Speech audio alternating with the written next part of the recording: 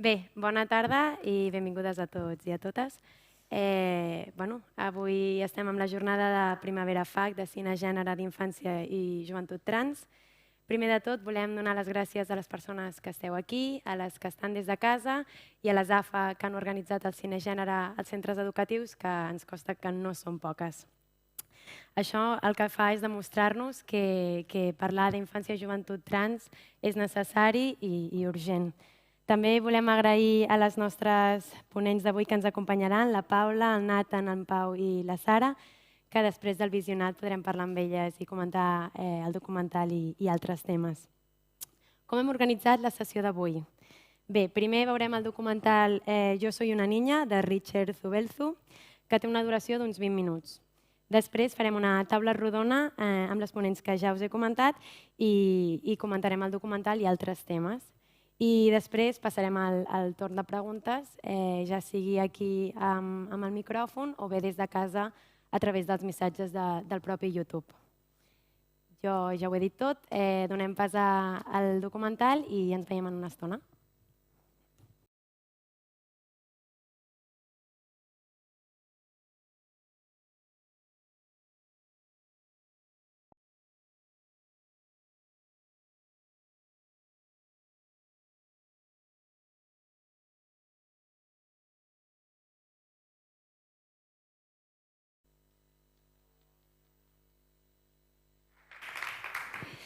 Bé, primer de tot volíem demanar disculpes perquè hem tingut algun problemet amb l'àudio, però s'ha pogut escoltar bé, hem estat bé, però volíem puntualitzar. Ara passarem a comentar el documental i altres temes que aniran sortint i ho farem amb les ponents i els ponents que tenim avui des de la seva expertesa i experiència que ens ajudaran a entendre de què parlem quan parlem d'infància i joventut trans i quines són les eines que tenim al nostre abast per poder caminar totes juntes a construir un futur més segur i més lliure per a totes les persones. Us les presento. La Paula Molina és pediatra i endocrina d'una unitat d'identitat de gènere. La Sara Sdelchi, que és biotecnòloga i investigadora i mare d'una nena trans. El Nathan Muñoz, que és professor i activista transfeminista.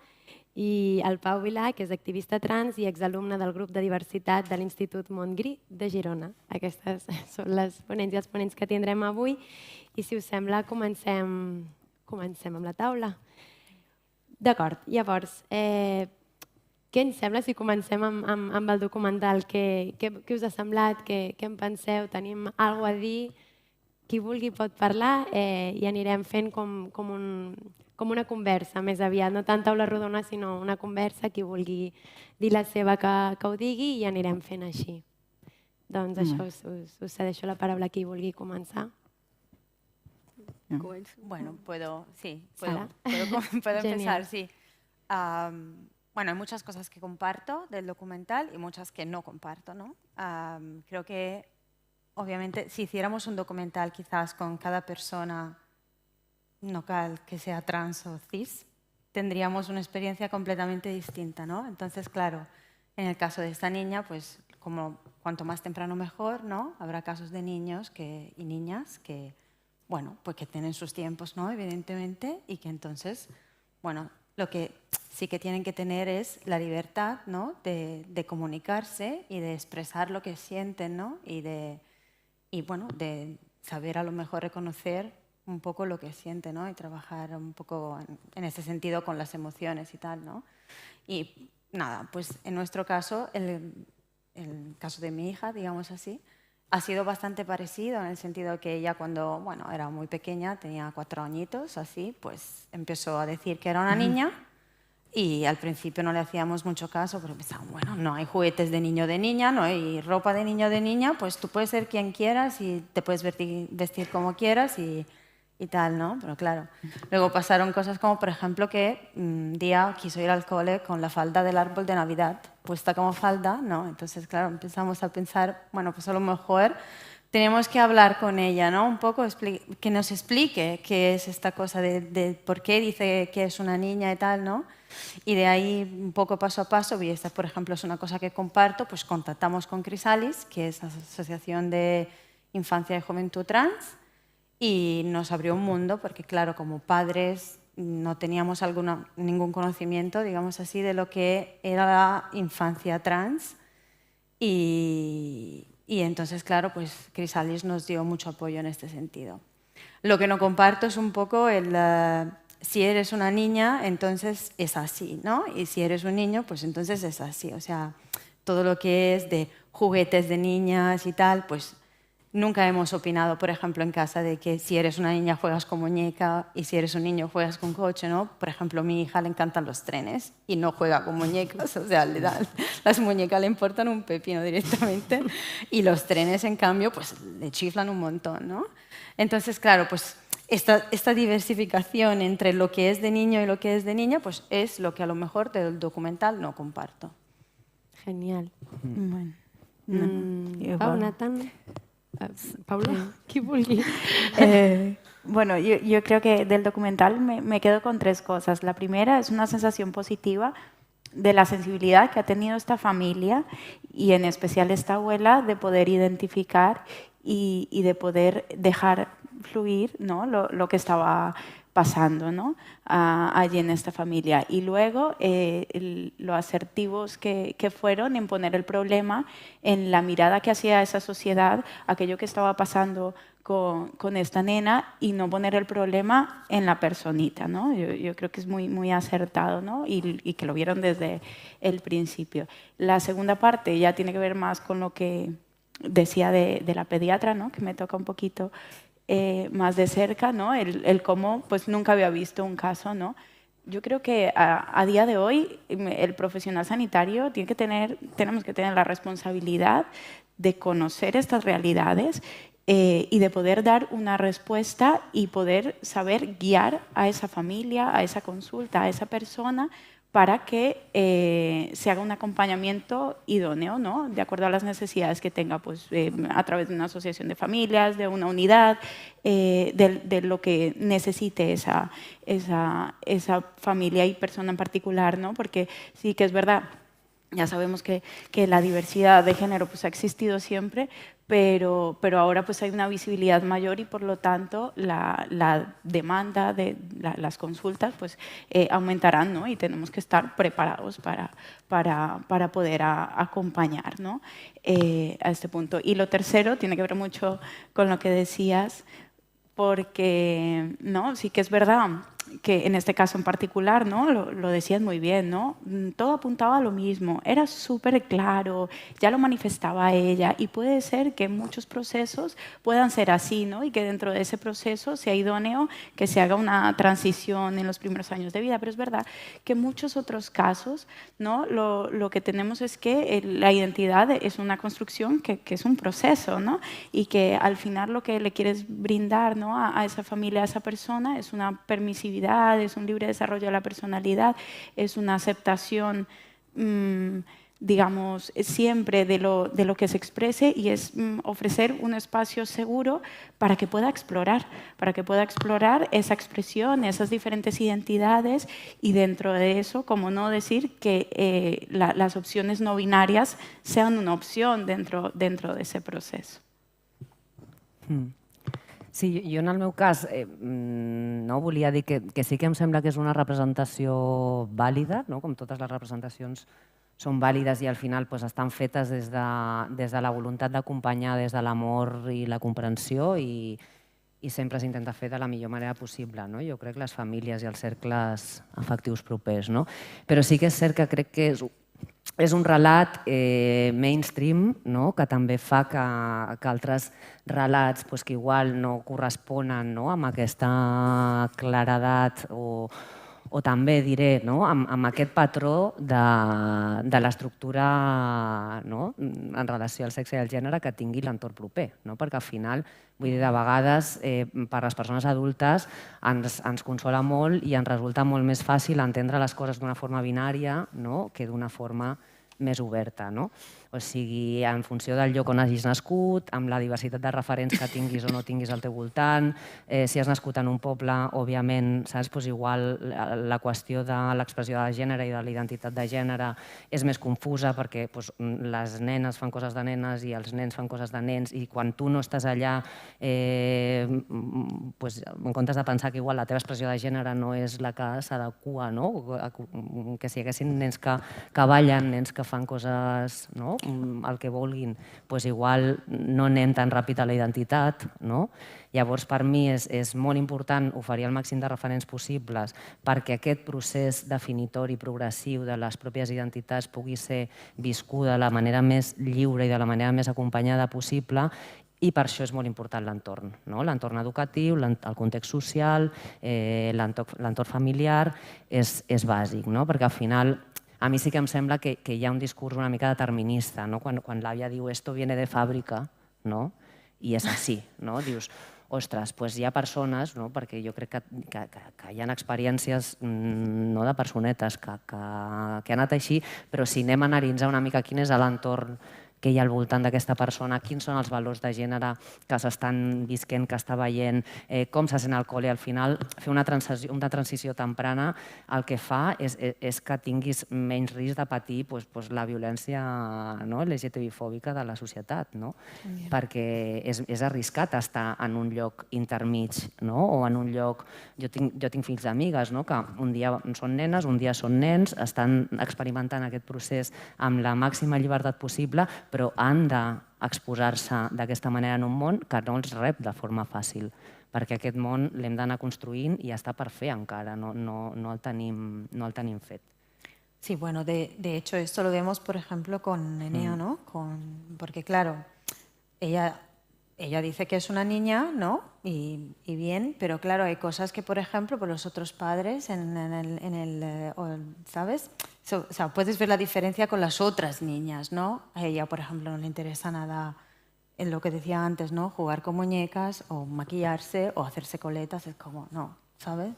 Entonces está un poco allí que entonces ves que los padres que lo hacen, no, ¿sabes? No lo hacen ni con maldad ni nada, ¿no? Pero entonces, ¿cómo quieres que la trate? Digo, no sé, primero pregúntaselo a ella. Claro. Y segundo, bueno, pues, ¿sabes? Es no un poco... les cuadra. Sí, no les cuadra. Y esto pasaba bastante al principio, ¿no? Esto cuando dijimos lo que estaba pasando y lo explicamos tal, a la persona más cercana, ser un poco... Pero ahora, entonces, ¿yo qué tengo que hacer? Digo, bueno, preguntarlo a ella y después, ¿sabes? Actuar en consecuencia, ¿no?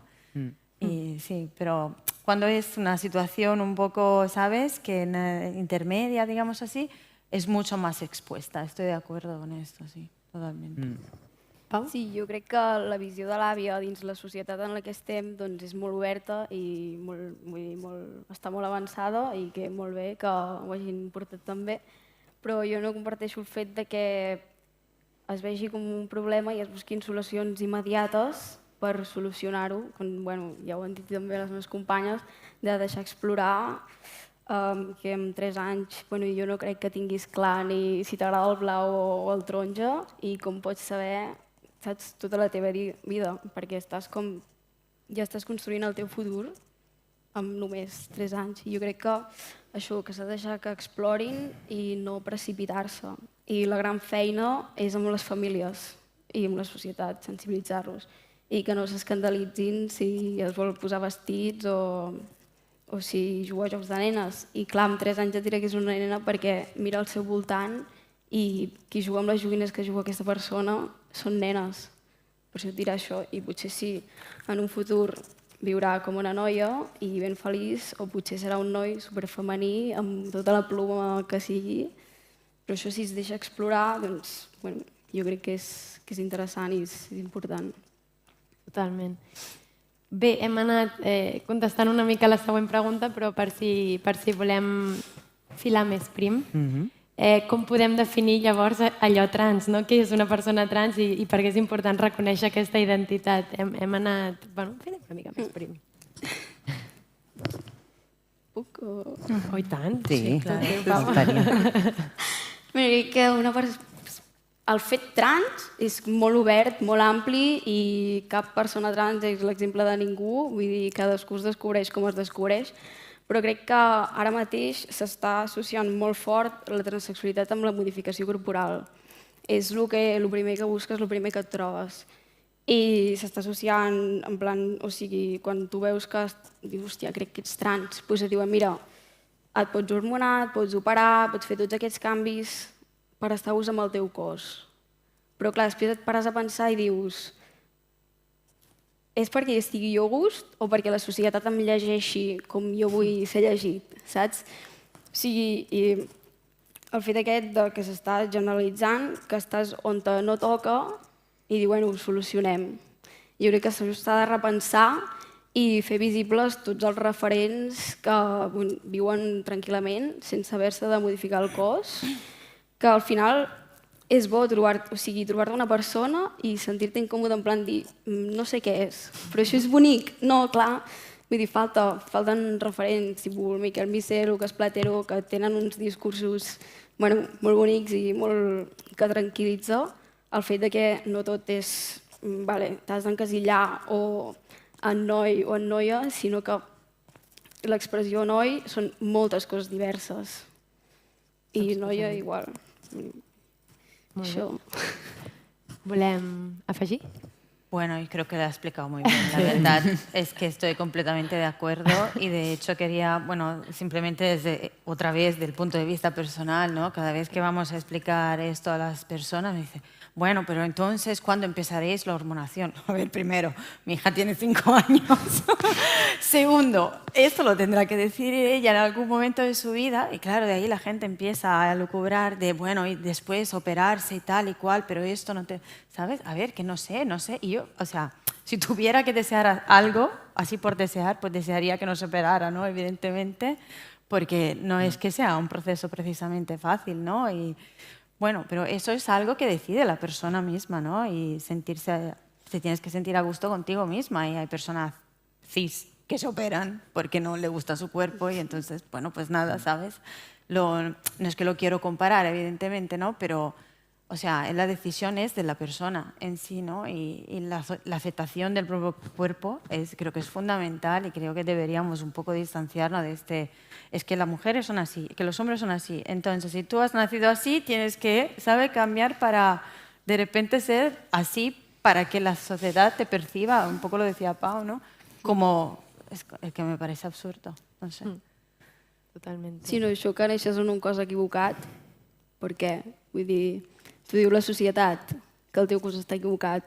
Vull dir, hem de sensibilitzar la gent, tots els peques que venen, que poden ser el que vulguin amb el seu cos. Perquè fins al punt de vista que una col·lega m'ho va dir que s'havia operat i no sabia com quedaria, en plan, que renunciava a perdre plaer, a saber si se n'en sortiria o no. Clar, després aquí has de pensar per què ho fas, per tu o per la societat. I aquí la feina està en visibilitzar tot tipus de persones i que canvi la societat i que podem viure tranquils sense haver-nos de fer bestieses, per dir-ho d'una manera, i això. Molt bé. Sí, me ha venido a la cabeza, perdón, es que me ha venido a la cabeza lo que ha dicho Paula antes, ¿no? De que bien lo ha hecho la familia, de quitar, digamos así, esta responsabilidad a la niña en este caso, de, ¿sabes? Y plantearte que realmente es la sociedad tal y una vez que hemos hecho este proceso, entonces le decimos, vale, para ser una niña te tienes que hormonar, ¿sabes? O sea, vamos a poner la carga allí y decir, estás equivocada, ¿sabes? O sea, tienes que hacer algo para conformarte, es como, no sé.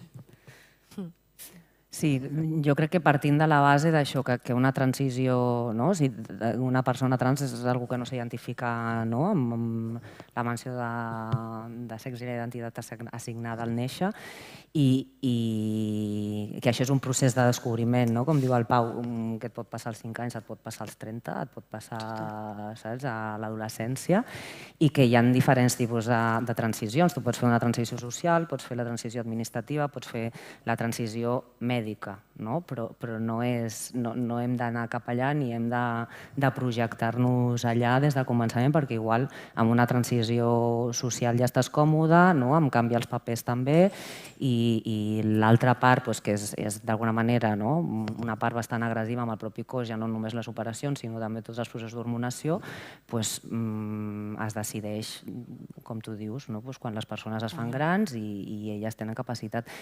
I jo torno a dir, crec que molts cops és l'ansietat adulta que hi ha darrere per voler, a mi de vegades el documental, que ho faci l'abans possible perquè així ja és més fàcil, i dius, hòstia, és que no serà fàcil, al final ser trans en aquest planeta no és fàcil, i no serà fàcil tenir 12 anys, ni serà fàcil tenir 15 anys, ni serà fàcil tenir 19, vull dir, com les vides en general no són fàcils i les adolescències ja no és fàcil, tinguis la identitat que tinguis, llavors pensar que hi ha molts tipus de trànsits, que hi ha moltes maneres de viure els processos de transició i que està molt bé que tinguem el màxim de referents al voltant possibles per poder escollir, perquè al final és el que ens fa decidir què volem, en funció del que veiem o no veiem.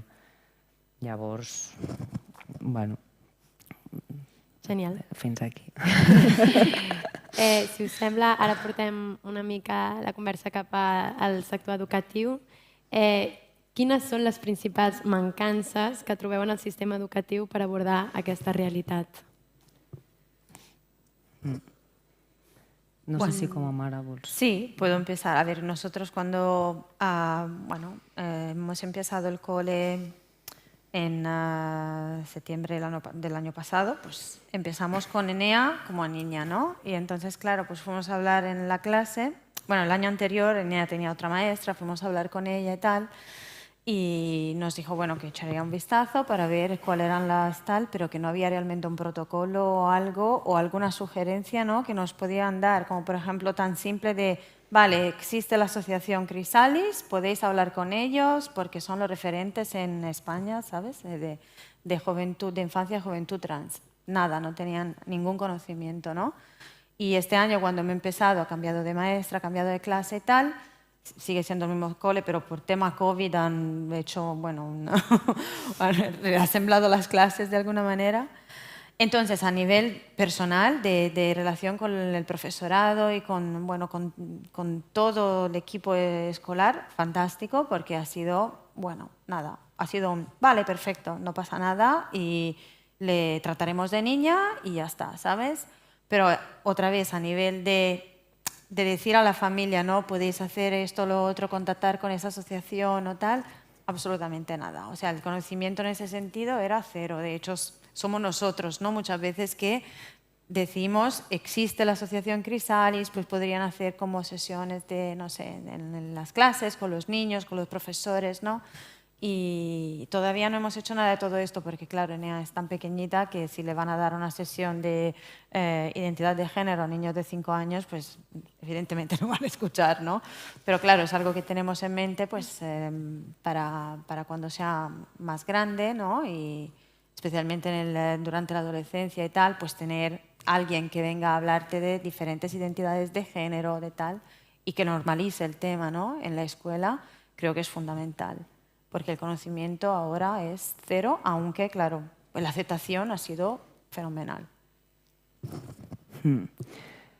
Sí, jo em centraré en l'escola pública. Sí, és pública, és pública. Val. És pública.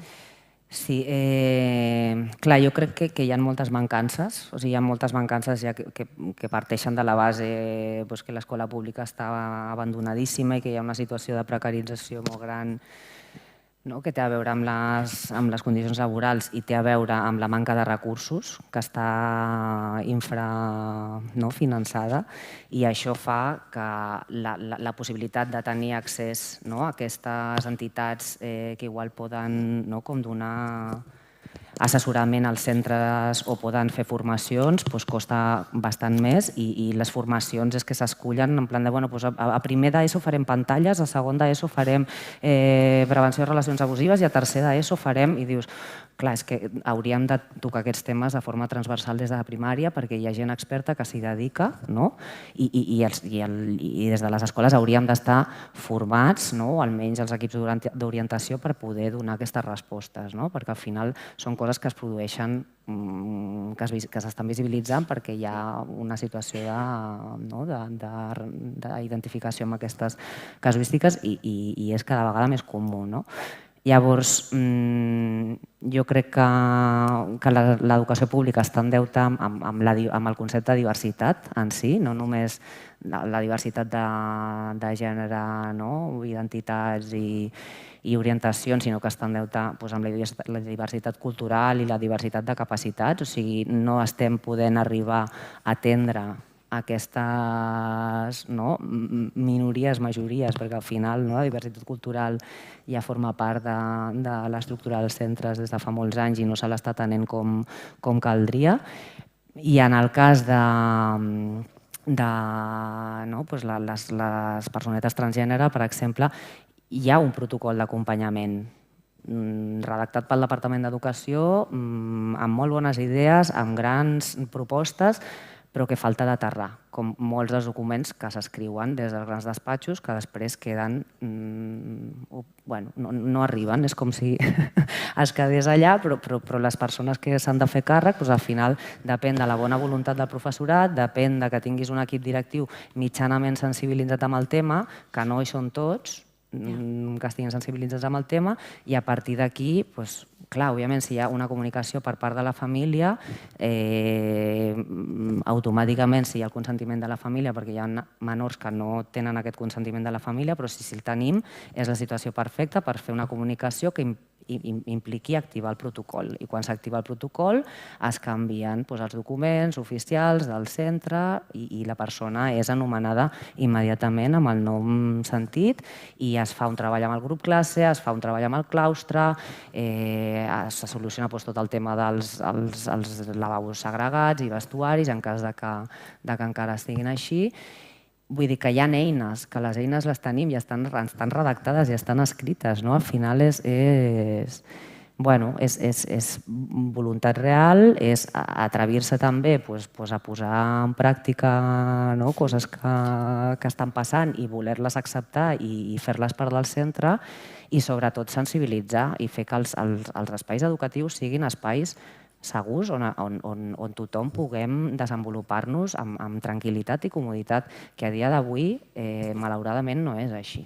O sigui, als centres educatius a mi cada dia em preocupa més el nivell de violències que s'estan experimentant i això, si no tenim una perspectiva clara feminista per poder enfortir les relacions sanes i l'educació sexoafectiva i l'acceptació d'aquesta diversitat i posar, per altra part, per part del Departament, recursos econòmics a disposició dels centres perquè es puguin contractar o aquestes entitats o es pugui formar el personal intern, tindrem encara més problemes dels que estem tenint. Però, en fi, és molt important per mi també el rol de les famílies que al final esteu activant aquests protocols, però que tot això ho tenen y todos los centros educativos públicos han de hacer aquest seguiment. Sí, no sé si realmente es un desconocimiento de que, no sé, por ejemplo, cuando fuimos a hablar con la maestra de NEA fue un poco, ¿sabes? No sé nada de todo eso, o sea, me parece súper bien, pero no sé nada de todo eso, ¿no? Entonces no sé si realmente a nivel de los profesores y tal, realmente hay un desconocimiento de que estos protocolos existen. O no sé cuál es dónde está el gap de información, ¿no? De que no se traspasa de alguna manera. Porque muchas otras familias, por ejemplo, en Crisalis, pues preguntan al personal, a la gente de referencia de Crisalis, ¿cuál es el protocolo tal para que yo lo pase a la escuela, ¿no? Muchas veces es la familia quien hace de trámite para activar protocolos y tal. Entonces, claro, supongo que hay una falta de comunicación entre, no sé, diferentes plantas y entonces estas cosas que ya están listas para poder utilizar realmente no se ponen en práctica. Llavors, seguint la mateixa línia, creieu que seria necessari fer més formacions a aquest professorat que potser no està tan involucrat o no ha tingut la situació, no s'ha trobat en la situació, no? S'hauria de formar més aquest professorat en general, a tot el professorat? Sí, o sigui, clar, que passa que si li dius al professorat que es formi més, ja diuen, ostres, és que mira, saps? Vull dir, no ens dona la vida ja per formar-nos de totes les coses, però com a mínim, o sigui, una direcció responsable d'un centre ha d'estar al corrent d'aquests protocols. Perquè a part hi ha protocols contra, si hi ha agressions LGTBI-fòbiques, hi ha documents oficials del centre, com els projectes educatius on tot això ha d'estar registrat, hi ha protocols d'abusos, protocols de violències, vull dir que un equip directiu, igual no el professorat perquè prou té, però un equip directiu hauria d'estar preparat per poder encarar aquestes situacions. I per altra banda, això són temes que s'han de treballar de forma transversal, perquè no és només que tinguem o no tinguem un alumne trans al nostre centre. És que perquè aquesta convivència en societat es pugui donar, nosaltres hem de posar el focus d'atenció en tots els períodes, en totes les etapes educatives.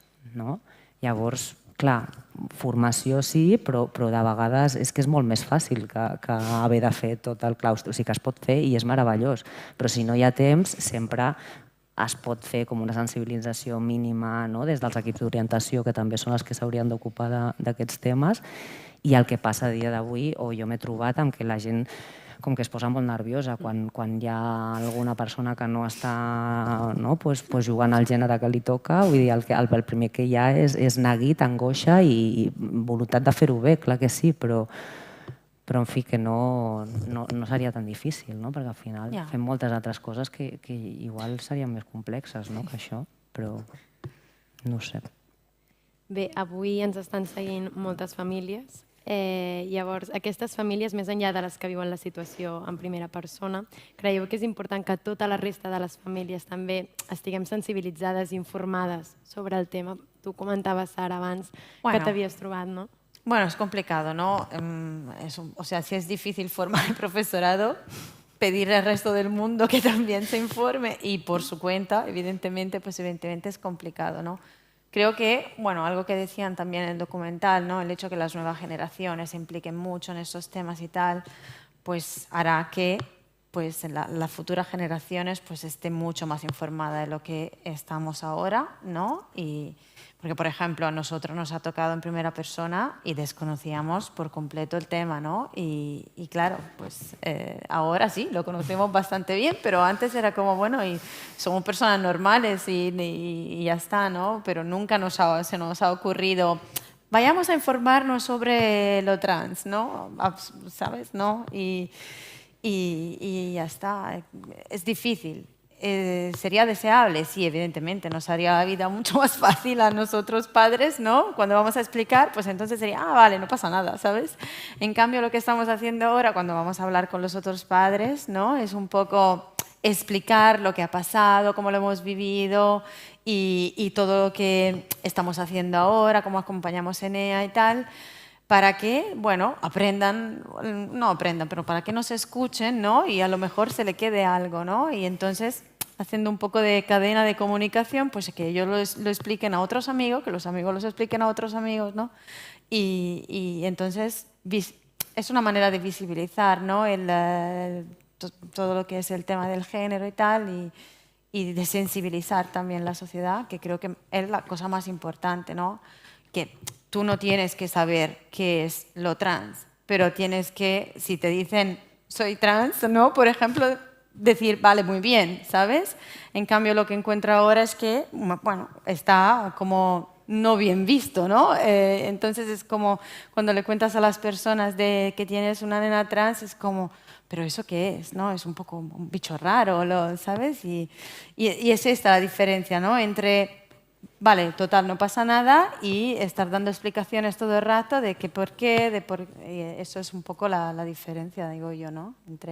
No creo que realmente tienes que formarte, sino que tienes que tener esta apertura mental que te permita, bueno, pues ya está, no pasa nada. Es una persona, al fin y al cabo, y esto es lo que cuenta y ya está.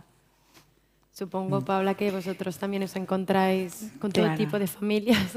Entonces, al final lo que quieres es extender ese espacio seguro a todos los ambientes, ¿no? Y desde lo que haces, específicamente lo nuestro, ¿no? Que hacemos, ¿no? A hacer la sensibilidad a otros profesionales de la salud dentro de nuestro mismo centro, por ejemplo, ¿no?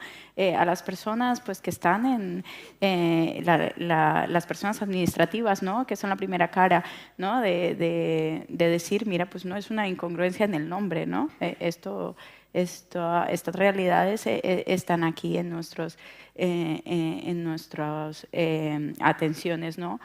Hospitalarias, pero tú lo que quieres es ir a poner ese punto de decir, esta realidad existe. En realidad yo quiero que esa persona cuando vaya al hospital tenga un espacio seguro, se le dé un reconocimiento a su identidad, pero también quiero que esa persona le hable a sus hijos en casa de esto, ¿no? De que esté sensibilizada el día que digan, en el cole hay una compañera que tiene una situación así, ¿no? Porque al final es esto, ¿no? Lo hacemos desde el ámbito hospitalario, ¿no? Porque nos puede llegar en la atención, en la consulta, pero al final también lo haces con tu entorno más cercano, con tu familia, ¿no? Porque lo que quieres es ir logrando, ¿no? Ese ideal de que toda la sociedad nos ayude a poder visibilizar, a poder aceptar, ¿no? Todas esta diversidad y que lo lleguen a ver como una riqueza y no como ninguna otra cosa. També és important el paper de l'alumnat que pot propiciar canvis en aquest sentit. Com va sorgir, Pau? Perquè potser jo tinc informació que des de casa no tenen. La idea de crear un grup de diversitat, el que aleshores era el teu institut. Sí, doncs jo anava a un institut d'un poble molt petit, que ens ajuntàvem persones de diferents pobles i anàvem allà. I doncs, bueno, allò que t'ajuntes amb qui més t'assembles o així, i vam coincidir 2 o 3 persones, que un perquè era gay, l'altre perquè era lesbiana o el que sigui, i vam arribar a la conclusió de que no ens feien xerrades a les classes d'aquests temes, no es parlava de diversitat sexual i de gènere, i pensàvem que era una gran mancança perquè nosaltres estàvem en el punt, això quart d'ESO, estaves allà que vols investigar i vols saber tot, vols menjar-te el món, allò. I ens faltaven referents i activitats, o sigui, per sensibilitzar tot l'alumnat i això. I vam anar a buscar 2 professors així que havien sortit com de l'armari, però que van sortir a l'armari a la seva tutoria. Vull dir, no anaven pels passadissos així expressant la seva identitat de gènere ni sexual. I ens van dir, doncs, mira, des del professorat ho tenim difícil, a més era final de curs, i va dir, junteu-vos tots els alumnes i feu una pancarta o activitats per aquí. I em diu, clar, això també per nosaltres ens exposàvem molt a davant i no trobàvem l'institut un lloc segur i ens feia com vergonyeta. Però vam arreplegar uns quants alumnes més i per al 17 de maig, el dia contra la homofòbia i transfòbia, vam penjar una pancarta al hall. Clar, allò, ho va veure tothom, tot el professorat, tot l'alumnat, que era com potser el primer contacte que havien tingut amb tota la diversitat. I allò va tenir molt de ressò, com dir, vale, a aquest institut s'estan parlant tots aquests temes, es tracten i que tens un lloc on expressar-te. I després vam decidir portar al poble i vam fer un cinefòrum també per la gent del poble, vam passar una pel·li Pride, que és molt famoseta així, i vam fer debat i tot. I ja al següent curs ens vam constituir com a grup. Ja vam pensar un nom, vam posar Grup de Diversitat Sexual i de Gènere. Ben senzill, però sí. I érem 4, però estàvem obertes a rebre tothom. La nostra idea era crear un espai segur on poder parlar de les nostres coses obertament, vull dir, sortir de l'armari amb els companys, que és que a la nostra classe no ens plantejàvem parlar de tots aquests temes, perquè potser ens feia cosa, perquè tampoc se'n parlava gens, no hi havia referents, 3 o 4 documentals a la tele, però que tampoc ens identificàvem, perquè no... i això, i vam començar a fer cinefòrums mensuals. Allò, cada mes passàvem una pel·li, LGTBIQ, vam passar Tomboy, que és tema trans, vam passar Escondides, que és gay, i després fèiem un petit debat i aquí sí que venia gent que no era del grup, o sigui, gent d'altres cursos que s'interessava. I així vam anar com tocant els temes i la gent que li interessava, però nosaltres penjàvem allà a l'entrada, en plan, fem això, pot venir qui vulgui, compartir. Hi ha un grup. I després, clar, aquests alumnes vam anar marxant i sí que un professorat, el professorat que ens acompanyava, es va quedar i va decidir mantenir el grup.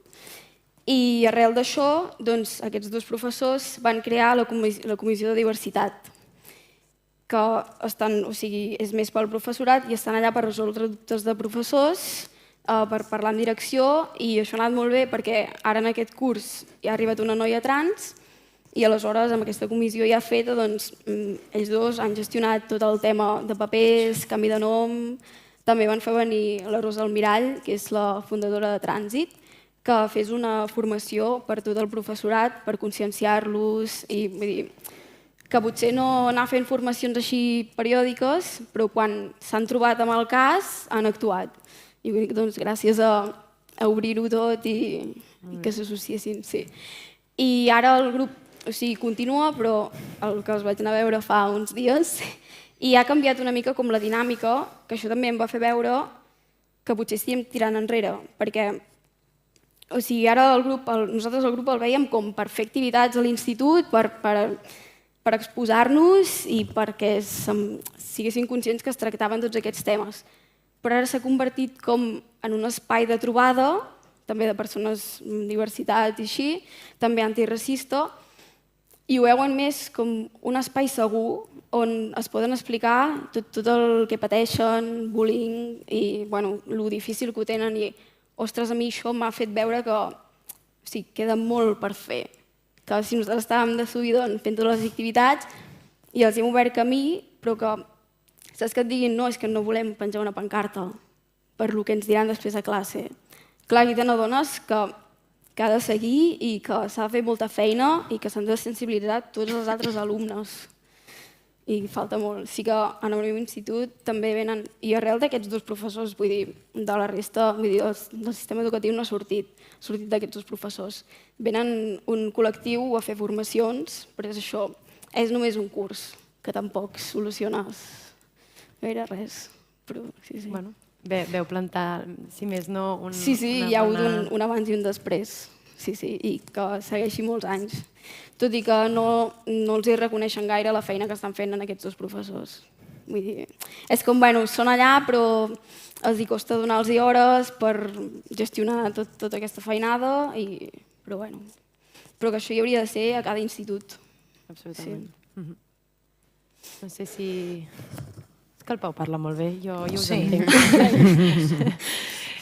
Seguim. Sí, jo volia dir de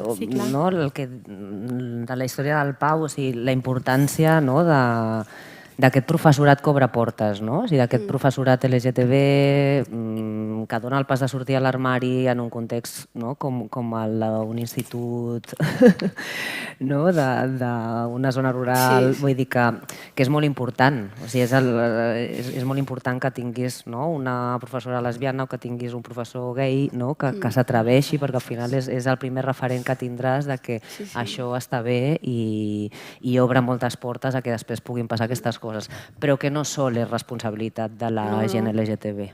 Vull dir que tot el professorat, tinguis l'orientació que tinguis, hauries de fer una tasca perquè els drets de totes les persones estiguessin respectats i que el teu centre sigui un espai realment on tothom pugui existir. Llavors, no permetre que hi hagi agressions racistes, ni insults racistes, ni insults lesbòfobs, transfobs. Vull dir que això és el dia a dia dels patis i de les aules, perquè a mi d'aquesta història no no? Com m'explicaves com al final, ara quan veníem en cotxe, ostres, doncs m'entristia, no? Que sigui tan fàcil perdre l'espai guanyat, no? I que haguem d'estar constantment, però bueno, això és la història de la vida, no? Que els drets, o sigui, els tens i després ja te'ls han tret, i ara, tal com estan les coses a nivell polític i de més, els hem de defensar més que mai, no? Perquè no és garantia aconseguir una comissió de diversitat i gènere, que això ja obre un camí que ja estarà acceptat per sempre, no? I aquí és molt important també l'alumnat que es mobilitzin implicat i organitzat, no? Al final. Sí, de fet, vam anar també en un altre institut d'un poble del costat a explicar el que estàvem fent i tot, i ens van rebre superbé tots els alumnes, van preparar preguntes i tot, i no sé si allà van començar un grup o no, però si més no, hòstia, els professors que hi havia allà escoltant-nos, vull dir, anar captant idees. I el fet d'això de que, ja sé que no recau tot en els professors que hagin de sortir de l'armari, però per mi va ser com... em va tranquil·litzar, saps? I em va començar a explicar referents, em va dir llibres per llegir, noms de persones, referents bonics, que no era el que posava al Google. Perquè és que el primer que et surt jo penso que són barbaritats. I costa trobar, destriar. Quan tens 15 anys no saps res. No. Bé.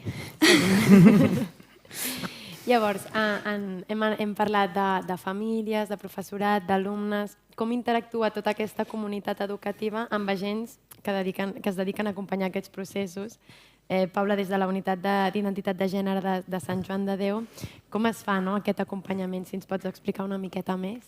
Bueno, el acompañamiento que hacemos ahora mismo, por supuesto, es desde una mirada despatologizadora de todas estas realidades, ¿no?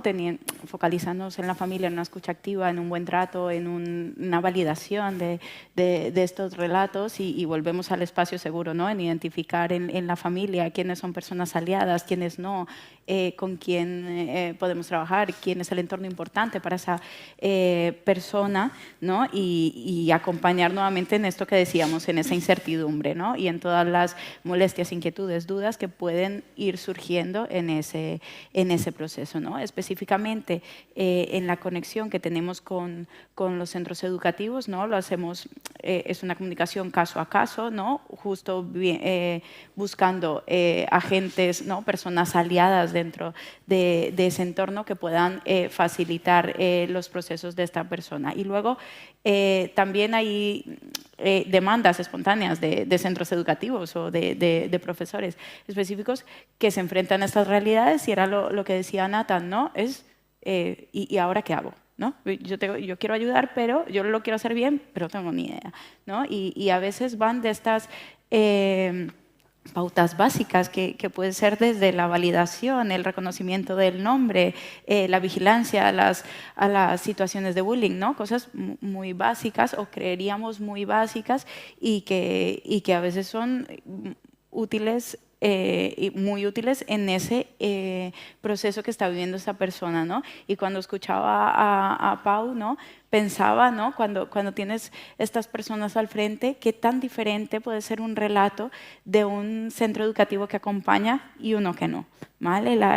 El sufrimiento de esa familia, de esa persona, cambia muchísimo. Al final haces la mitad de tu vida en tu centro educativo, y si tienes una sensibilidad, si el buen trato, la prudencia, el respeto, la responsabilidad es lo que marca el acompañamiento en ese colegio, la repercusión sobre esa persona pues es súper diferente, ¿no?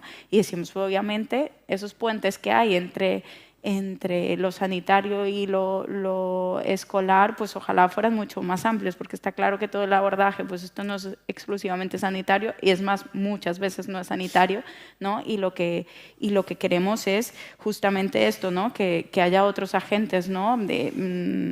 Sociales, familiares, educativos, sanitarios, ¿no? que puedan repercutir y que puedan acompañar en esos procesos, ¿no? Lo que decíamos, las familias que tienen esa realidad en casa y las que no la tienen en casa, ¿no? O sea, que esto es lo deseable que podamos ir replicando, ¿no? Esa sensibilización, ¿no? Más allá de protocolos y todo, dices, si hay alguien que dice, yo lo quiero hacer bien, ¿qué hago? Ya empezamos bien. Absolutamente.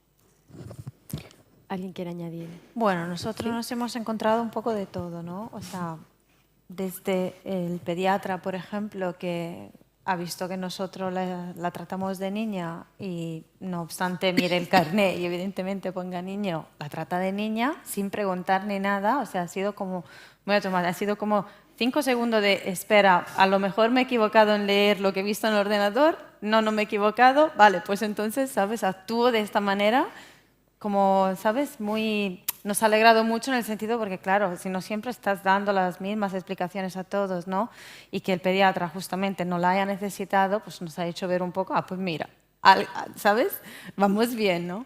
Por el otro lado, por otras razones, por ejemplo, hemos ido al CEDIAP y comentamos nos veíamos con una psicóloga infantil allí y le comentamos que era justo cuando Enea, bueno, había empezado a decir soy una niña y no soy un niño, os habéis equivocado, bla, bla.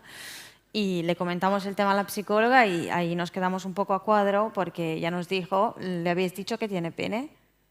Y porque le tenéis que decir que es un niño porque tiene pene. Y yo, claro, me quedé un poco, ¿no? me quedé, o sea, me acuerdo realmente estar hablando, o sea, hablarlo por la noche, ¿no? Con mi marido en casa y era como, pero, o sea, no lo entendíamos, ¿no? Porque había ido súper bien el proceso de acompañamiento durante el CEDIAP con esa persona, que además es súper joven, entonces tú se esperaría que estuviera formada, ¿no? En esos temas más actuales, por así definirlo. En cambio, cuando nos dijo eso, fue se nos cayeron los brazos, pero por completo. Y bueno, pues evidentemente no hicimos lo que ella dijo, ¿no? Evidentemente buscamos otros referentes, pero nos chocó bastante, ¿no? Entonces, la diversidad entre cómo algunas personas, ¿no? Algunos médicos, digamos, y otro pueden abordar el mismo tema es bastante, o sea, me dice un poco que realmente también a nivel de personal médico, pues la formación sobre ese tema es bastante escasa, ¿no? Y a menos que no esté informado realmente en ese tema, pues el conocimiento, no sé, no... Y claro, en el caso del CDA, pues estamos hablando de una psicóloga infantil, con lo cual tú te esperarías realmente que ese tipo de profesional, pues tuviera algo de conocimiento en este sentido, no? Però bueno. Senyor. Nathan Pau? Seguim? Sí. Doncs ja ens estem acostant al final de les preguntes, si més no, que nosaltres teníem preparades. Llançaré l'última pregunta i ja després passarem al torn de preguntes de fora. Dóna la sensació que a vegades tot depèn de les voluntats que parlàvem, no? D'un professorat que trobem, de famílies que accepten, d'alumnat que es mou. Creieu que falta una mica aquesta estratègia que comentàvem de sí, hi és, però no baixa, no?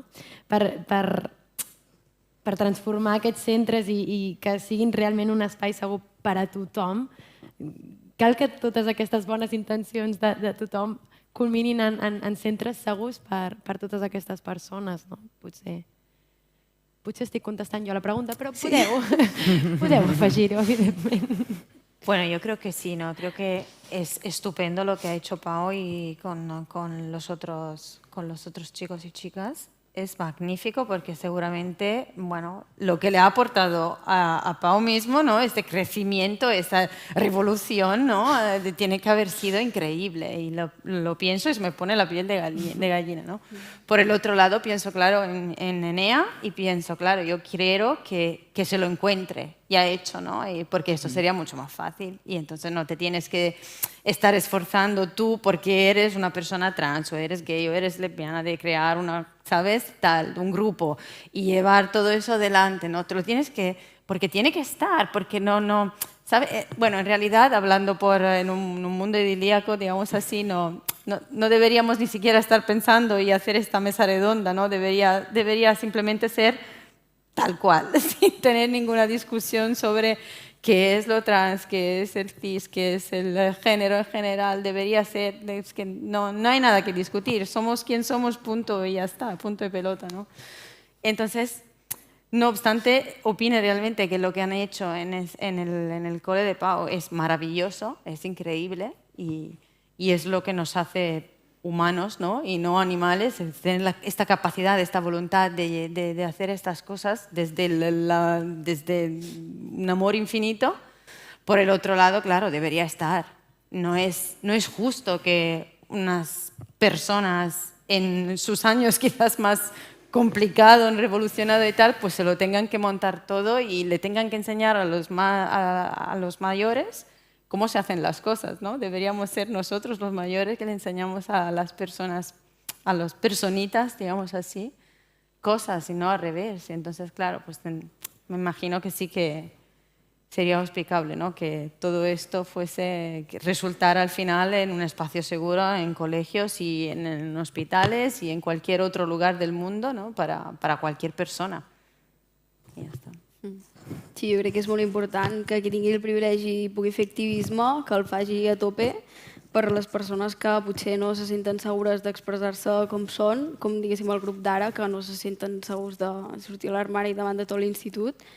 Doncs altra gent des dels seus privilegis visibilitzar totes les diversitats. I jo crec que qui pugui, que ha de fer activisme a tope, visibilitzar-se, perquè està obrint camí a moltes persones. Sí, jo així, no, us haig d'imaginar, m'agradaria que fos prioritari, no? O sigui, que fos prioritari als centres, garantir un espai de convivència segur per totes les persones que hi són i que anés acompanyat d'unes mesures i unes bones pràctiques, saps, si cal, obligades als equips directius i als claustres en relació a aquests temes i en relació al gran tema de la diversitat, perquè vull dir, és això, estem al mateix nivell per mi amb el tema de les capacitats i la diversitat de capacitats i el tema de la diversitat cultural. I que no poguessis, o sigui, que la teva autonomia de centre no et permetés com dir, no, és que, saps, no ho posem, o inclús que el redactat sigui perfecte, perquè jo he llegit com redactats de projectes de convivència de centre i projectes educatius de centre que ho tenen tot molt ben redactat, però és com el xec que demana el departament, i dius, xec, ja ho tenim, però quan ens hi trobem, què fem?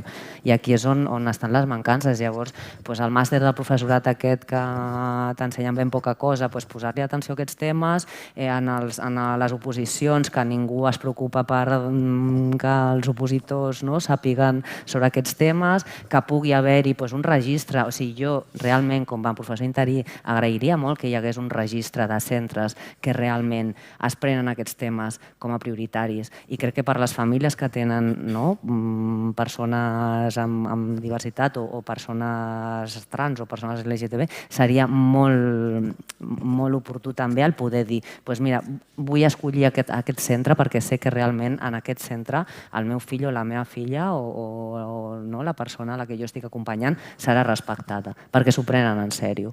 I crec que això seria un dret i una exigència que s'hauria de fer des de les famílies i des del professorat, perquè, clar, si no, és que no saps en quina jungla estàs posant el teu cos. Idíl·licament haurien de ser tots els centres. Tots els centres, clar. Vull dir, això hauria de ser de per se, saps? Però si no és, almenys, tenir com un registre de dir, val, doncs aquí no, que saps? Que serà un desastre. Anirem allà que hi ha professionals que estan a l'alçada, no? Però, bueno, tant de bo. Confiem. Confiem. Que ho farem. Sí. Al final es esto, ¿no? Siempre hablamos de que pueda haber ese espacio, seguro, ¿no? Ahora decíamos, ojalá tuviéramos un listado, ¿no? En realidad, de manera tácita, ya vamos conociendo, ¿no? Cómo son los entornos, a dónde podemos guiar, ¿no? A las familias, ¿no?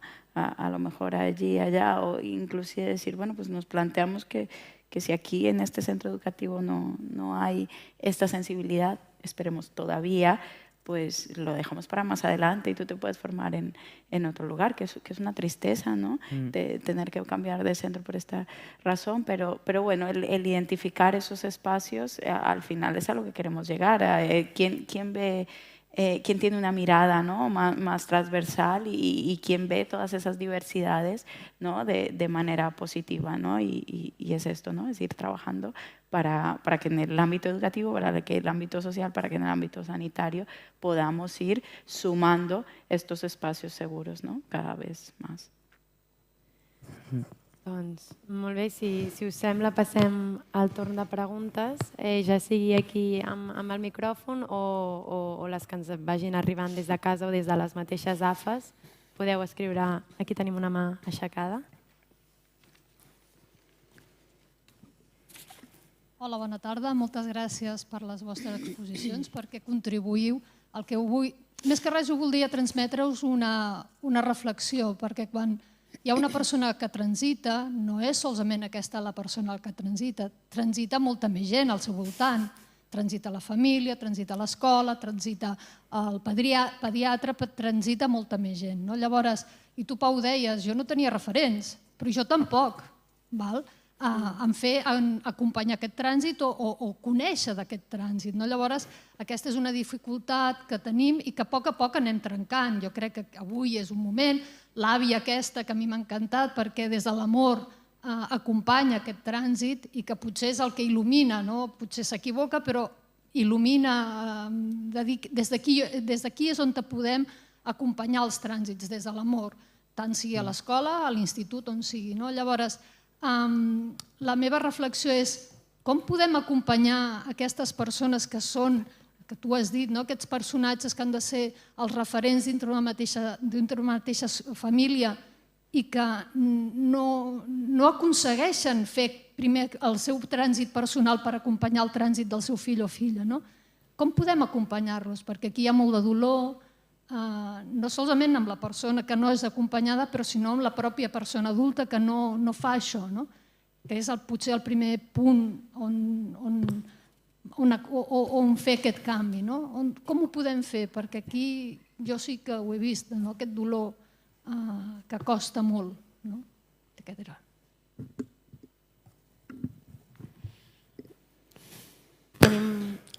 Tenim alguna pregunta més a la sala? No? Sí? Molt bé. No sigueu tímides. Curteta, gràcies. A mi m'ha agradat molt la taula també, moltes gràcies, i especialment que també hi hagi una part de la veu de la infància i l'adolescència en aquest tipus de xerrades. I en relació a això, la meva pregunta és, quan parleu d'espais, em centro a l'àmbit educatiu, d'espais segurs, d'espais d'expressió, de protecció. En el teu cas, Pau, va ser d'autoorganització, però sí que m'agradaria saber si en aquests espais també hi ha participació de nens i nenes des d'edats ben tempranes, és a dir, des d'infantil, primària, perquè sí que és veritat que jo sé poc, però pel que sé hi ha molts grups a secundària, però què passa també amb la infància que es vol expressar, que necessita aquests espais i que potser hi ha una visió molt adultocèntrica i necessiten aquests espais, si coneixeu experiències o què en penseu. Gràcies. Bueno, yo quería decir unas palabras de la primera pregunta. Es muy complicado. Perdoneu, que us he fet... Jo també. Perdoneu, hem tingut un moment de caos, però seguim. Es muy complicado y creo que necesita tiempo, ¿no? Porque la falta de referentes para las familias, porque me acuerdo, por ejemplo, cuando nos ha pasado a nosotros en casa, ¿no? La primera sensación es bueno, de ahora qué hacemos, ¿no? No sabíamos por dónde tirar, literalmente. Y claro, dependiendo un poco del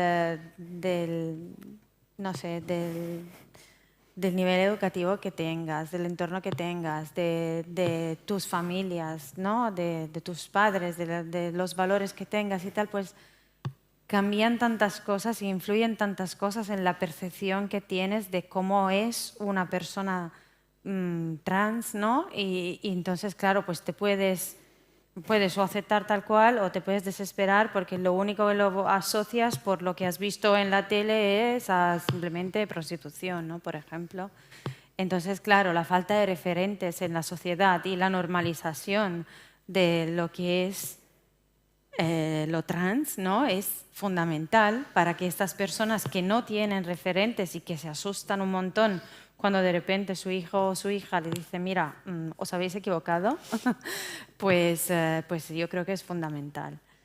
Y para llegar a esto, pues claro, hace falta todo este proceso de normalización, de que si en el hospital, de que si en la escuela, de que si los padres que tienen esta situación en casa, pues lo vayan hablando con otros padres, este pasapalabra, por así decirlo, ¿no? Hasta que realmente se normalice a nivel de sociedad, pero es muy, muy complicado. Y si puedo contestar a la segunda pregunta rápidamente. Absolutamente. Pues en la infancia depende, ¿no? Por ejemplo, cuando a Enea la dejamos que fuera la niña que es, pues ella iba diciéndolo a todo el mundo, que era una niña, y tal cual, ¿sabes? Sí, soy una, ¿sabes? Porque al principio los niños tienen curiosidad, ¿no? Evidentemente. Entonces te ven un día vestido de niño y el día después vestida de niña, entonces preguntan, ¿pero eres un niño o una niña? ¿Sabes?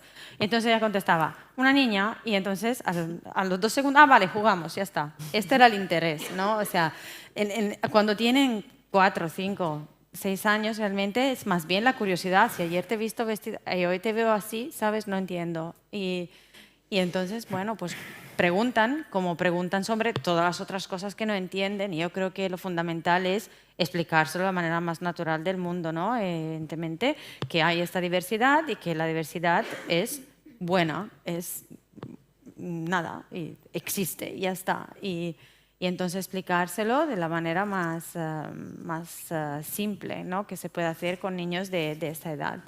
De hecho, en Crisalis nos pasaron un cuento muy bonito que podríamos utilizar en la clase, ¿no? Por si alguien preguntara o por si los niños no entendieran por qué Nea de repente ahora es una niña y tal.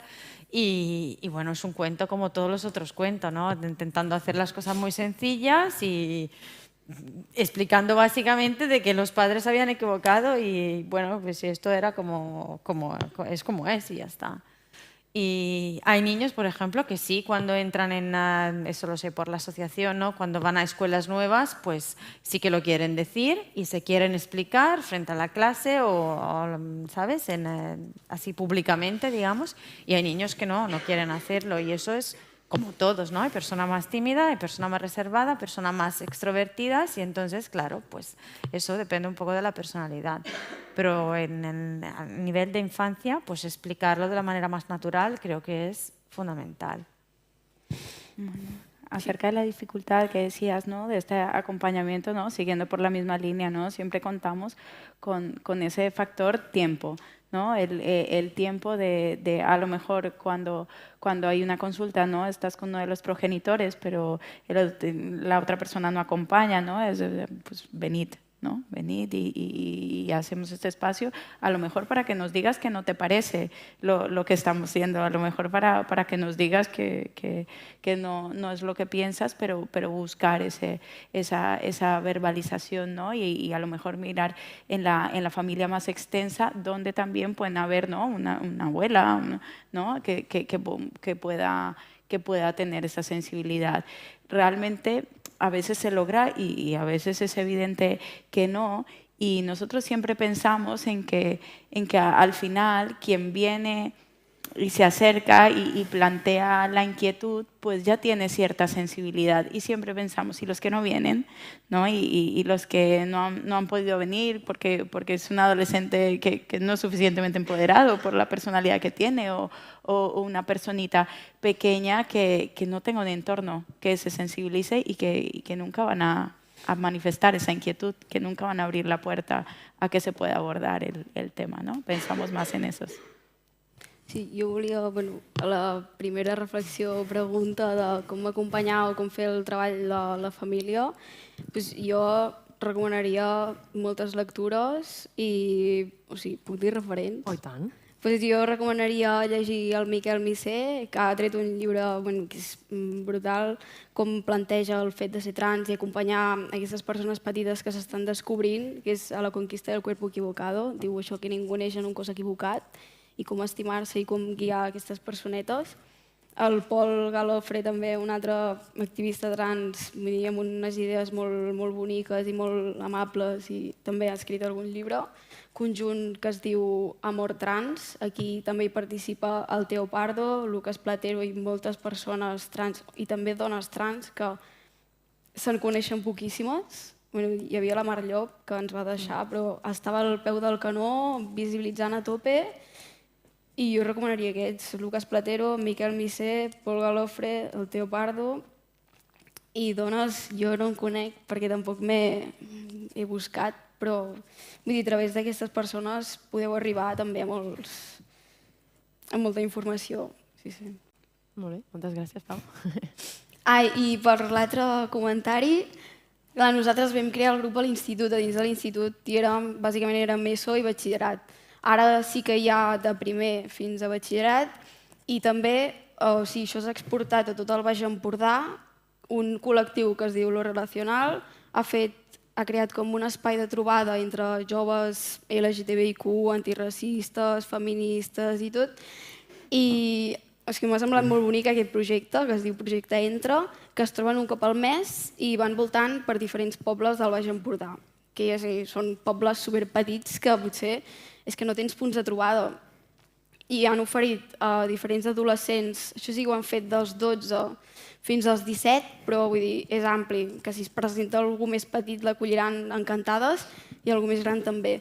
I el que volen generar són espais de trobades entre persones superdiverses per treballar temes de gènere, diversitat sexual, racisme, feminisme. I vull dir, és que és un cop al mes, però han creat un grup supermaco, han començat 4 i ara són 20 o així. Vull dir, s'ha donat a conèixer molt i ara faran una acampada també i està tothom supercontent perquè, clar, dins del teu poble potser t'amagues on no trobes. No és com Barcelona, que tens, jo què sé, hi ha bars o associacions joves i el poble està a tope aquí. I el poble no. I doncs jo trobo que és molt bonic això que han fet i s'ho estan currant molt i fins i tot ara n'han fet una a la Garrotxa, també. O sigui, sí, per la gent de la Garrotxa, arrel d'aquest del Baix Empordà. I ho fan tot per amor a l'art, però vull dir, jo és que les admiro molt perquè sí, és molt necessari i veus que els joves estan supercontents. Sí, sí. Que guai. Sí? Ens arriben bastantes preguntes des de casa. No crec que les puguem contestar totes, però intentem anar tirant fins que el temps se'ns acabi, d'acord? Una molt breu, ens pregunten pel llibre que has comentat, Sara, si poguessis dir el títol. No, lo puedo buscar, o Vale. si no, si me pueden contactar. Es muy fácil contactarme, con que me escribáis mi nombre en Google, ya tenéis el correo y os lo mando por correo. Sí. Vale, gràcies. Ens pregunten, des de les AFA de les escoles, on podem demanar per tal que vinguin a l'institut a fer una xerrada? Suposo que volen informació. Quin és el punt on s'haurien d'adreçar? Aquí, no? Potser.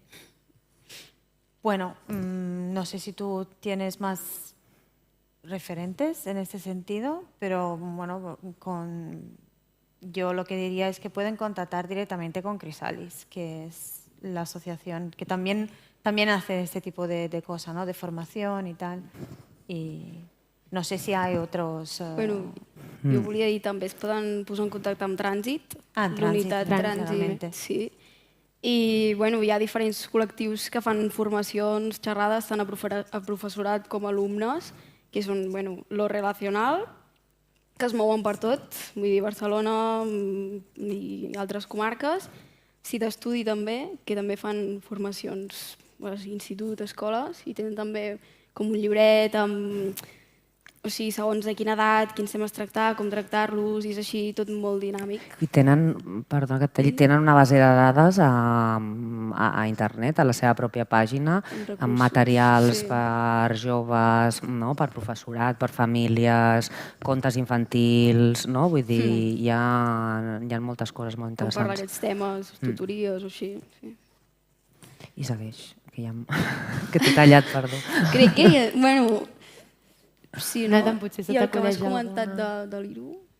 Després, per la nostra zona, que no sé si és més del Gironès, Girona, està Sigues tu, vull dir, però això des de les AFAs és demanar a l'equip directiu o a l'equip de professorat, al claustre, que requereixen aquest tipus de xerrades i vull dir, O sigui que si ja la proposen directament amb l'entitat és perfecte, però si no, el claustre o no, la persona referent d'orientació... Que l'entitat no pot anar allà i dir... Clar. Ha de ser el professorat que cridi... Genial. Sí, això és genial, perquè a part, si ho diuen les famílies, la prioritat puja, saps? De vegades escala, no? És com de doncs és prioritari.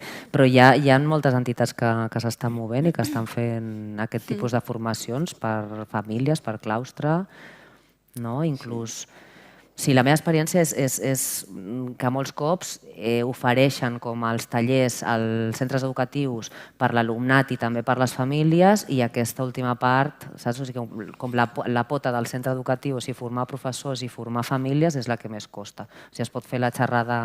Costa per la manca de participació. Vull dir que ens ha passat algun cop que fas el taller amb els xavals, però dius, clar, però és que si no toques l'àmbit familiar o no incideixes també sobre el professorat, vull dir, aquí el canvi anirà més lent i de vegades costa. Sí, a mi m'han comentat aquestes noies que fan formacions que, o sigui, elles conviden els professors que els hi toca aquella hora a quedar-se i molts marxen. Diuen, no, aprofitaré per fer feina, no sé què, i dius, a veure, vull dir, va per tu també aquesta formació, però el 80% marxen. Sí. Bé, seguim. Tenim una pregunta d'una mestra. Soc mestra d'anglès i tinc un alumne a quart de primària transgènere. La resta de companys i companyes de classe no saben res. En algun llistat de l'escola surt encara el seu nom de naixement i en algun moment algun company ha preguntat qui era aquella persona.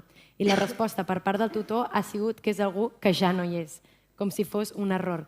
Caldria explicar-ho i parlar-ho amb el grup des de la tutoria? Jo crec que sí.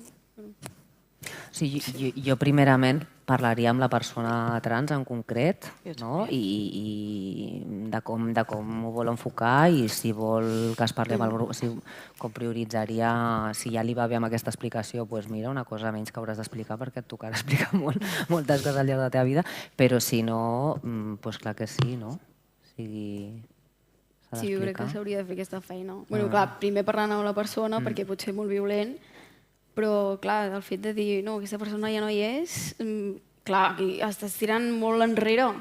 Vull dir, tota la visibilització ho estàs posant més difícil per quan vinguin més persones, que és una bola que es va fent grossa. Per això jo, respectant la persona, però, saps, creant-li un espai segur, explicant-ho molt bé, però jo crec que s'hauria d'explicar, sí, perquè és que no, sí. Bueno, yo creo que se debería dejar a la persona. No sé, si no lo ha explicado quizás habrá alguna razón, ¿no? No se siente, no sé, cómoda explicándolo. Aún quizá no se sentirá nunca, o quizás con ciertas personas sí, otras no, ¿no? Es algo muy personal, ¿no? Evidentemente, no sé, yo pienso que sí, sería bueno, ¿no?, que eso se explicara porque hace parte de la sensibilización que estábamos hablando antes, ¿no?, de la normalización y tal. Sería muy bueno que se pudiera dar una explicación y no que decir, bueno, esta persona ya no está, ¿no? Pero claro, eso creo que además estamos hablando de una persona de cuarto, ¿no? O sea, no es una persona que ya no es un niño o una niña pequeña, ¿no? Que entonces tú sí puedes explicar y tal, aunque, sin pedir el pleno consentimiento, digamos así, a la persona, ¿no? Creo que recae mucho en la persona en este caso. No sé si aquí a la sala ens animem a fer alguna pregunta més. Estem arribant ja al final, potser un parell de preguntes, però si no seguim per casa. Seguim per casa. D'acord, ens arriba una altra pregunta. Diu, si hi ha un alumne o a l'escola trans, perdoneu, cal treballar-ho? Són les famílies les que decideixen si es pot tractar el tema amb el grup classe? La seva opinió és determinant a l'hora de fer aquest pas? Què en creieu? O sigui, segons el protocol, un cop que la família fa aquesta comunicació, que hi ha com un paper on es diu, s'activa el protocol, s'utilitza el nom sentit i a partir d'aquí s'esglaonen una sèrie de mesures. I aquestes mesures són l'acompanyament a la persona trans en concret, és totes les mesures enfocades al grup classe i no només al grup classe, sinó al centre, no? I després acompanyament familiar en cas de... O sigui, com amb la família es treballa, s'hauria de treballar, no? Perquè estem parlant de lo hipotètic, no? S'hauria de treballar de la mà per anar veient quines són les necessitats, com s'està sentint, com està vivint el procés a casa, què necessita, quines demandes té, però clar, tota la part de sensibilitzar l'alumnat, d'explicar en cas que es vulgui explicar als seus companys, de tenir aquesta prevenció de situacions agressives que es puguin donar. Tot això és responsabilitat de l'escola. Donar referents, cridar gent perquè vingui a fer tallers, aquesta part és el centre. I els equips també de suport, l'EAP, l'equip d'orientació, però sempre de la mà amb la família.